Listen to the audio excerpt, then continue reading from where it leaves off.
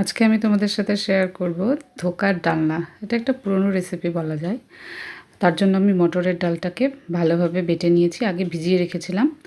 তার মধ্যে আমি এখন একটু নুন, একটু হলুদ, একটু কাশ্মীরি লঙ্কা, আদা, জিরে, কাঁচা লঙ্কা বাটা দিয়ে ভালো করে একটু মেখে নিচ্ছি।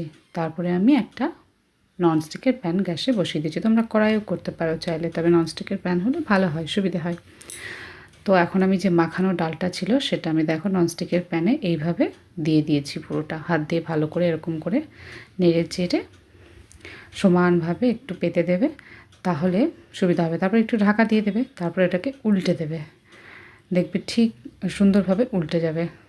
তারপরে আমি এটা টুকরো করে কেটে নিয়েছি ছুরি দিয়ে। তারপর ননস্টিকের প্যানে সামান্য তেল দিয়ে ভেজে নিয়েছি, ধোকাগুলোকে ভেজে নিয়েছি। একটু নাড়াচাড়া করে এপিট ওপিট করে সামান্য ভাজলেই হবে, যেহেতু আমি একবার তেল দিয়ে আমরা ভেজেছি, তাই সামান্য তেল দিয়ে একটু ভেজে নামিয়ে নিচ্ছি।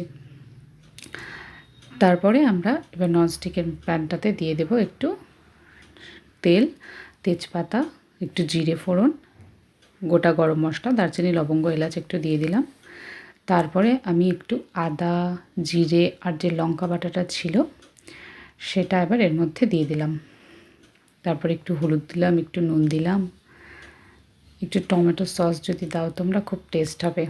তো আমি এবার এর মধ্যে একটু স্বাদের জন্য সামান্য একটু চিনিও দিতে পারো, স্বাদের জন্য সামান্য একটু চিনিও দিয়ে দিলাম। দিয়ে ভালো করে নাড়াচাড়া করে নেবে, দিয়ে একটু ঢাকা দিয়ে দেবে। তারপর ঢাকনাটা খুলে মশলাটা কষা হয়ে গেলে সামান্য জল দিয়ে দেবে, পরিমাণ মতো জল দিয়ে দেবে। জল দিয়ে যখন ঝোলটা ফুটে উঠবে তখন তোমরা তার মধ্যে ধোকাটাকে দিয়ে দেবে। ধোকাটা দেওয়া হয়ে গেলে ঢাকা দিয়ে দেবে।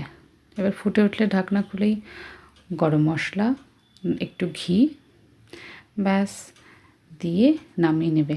দেখবে খুব সুন্দর খেতে লাগে।